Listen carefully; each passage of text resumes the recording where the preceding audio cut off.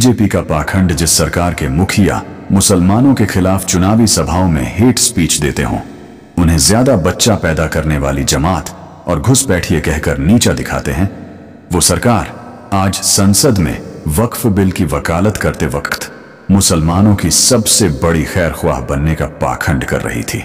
जिस सरकार का प्रधानमंत्री मुसलमानों को कपड़ों से पहचानने का एक्सपर्ट हो और चुनाव के वक्त एक हैं तो सेफ हैं जैसे नारे बुलंद करके मुसलमानों के खिलाफ हिंदुओं की एकजुटता के लिए नफरती नैरेटिव गढ़ता हो,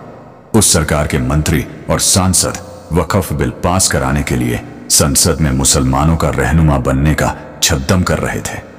जिस पार्टी को चुनावों के वक्त मुसलमानों की नुमाइंदगी के लिए एक अदद उम्मीदवार न मिलता हो,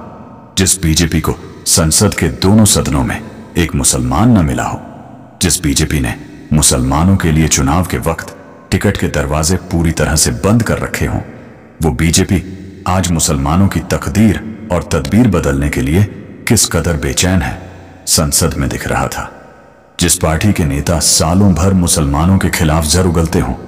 मुसलमानों के खिलाफ हिंदुओं को लामबंद करने के लिए जहरीली सियासत करते हों,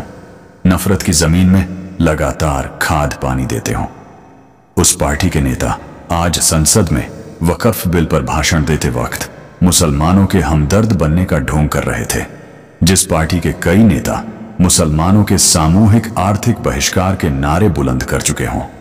मुसलमानों को बात बात पर पाकिस्तान भेजने की बात करते हों, उस पार्टी के मंत्री आज संसद में मुस्लिम हितों के सबसे बड़े खैरख्वाह बनकर भाषण दे रहे थे।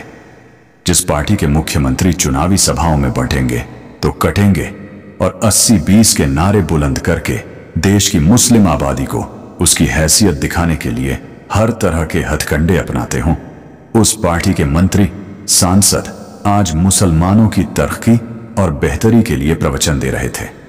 जिस बीजेपी के राज्य में मुसलमानों को दोयम दर्जे के नागरिक के तौर पर ट्रीट किया जाता हो, सियासी तकरीरों में जिनके लिए नफरती भाषण दिए जाते हों, जिन्हें ईद और बकरीद जैसे त्योहारों के मौके पर नमाज पढ़ने तक के लिए नसीहत और चेतावनी दी जाती हो, जिन्हें बार बार ये एहसास एक कमतरी के बोझ से झुकाए और डराए रखने की कवायद की जाती हो,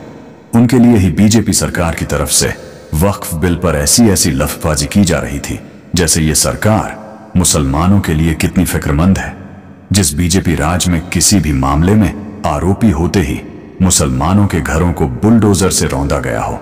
सुप्रीम कोर्ट तक को बार बार सरकार को फटकार लगाकर गाइडलाइन जारी करनी पड़ी हो, मुआवजे तक का आदेश देना पड़ा हो, उसी बीजेपी के नेता वक्फ कानून को मुसलमानों के हितों में जरूरी साबित करने के लिए लच्छेदार भाषण देते रहे। सुनकर ऐसा लग रहा था जैसे बीजेपी नेता देश की मुस्लिम आबादी के लिए, खास तौर से गरीब मुसलमानों के लिए कितने चिंतित हैं। बीजेपी नेता जब मुस्लिम हित की बात करते हैं तो किसी भी आम समझदार इंसान को समझ में आ सकता है कि इनकी मंशा क्या है।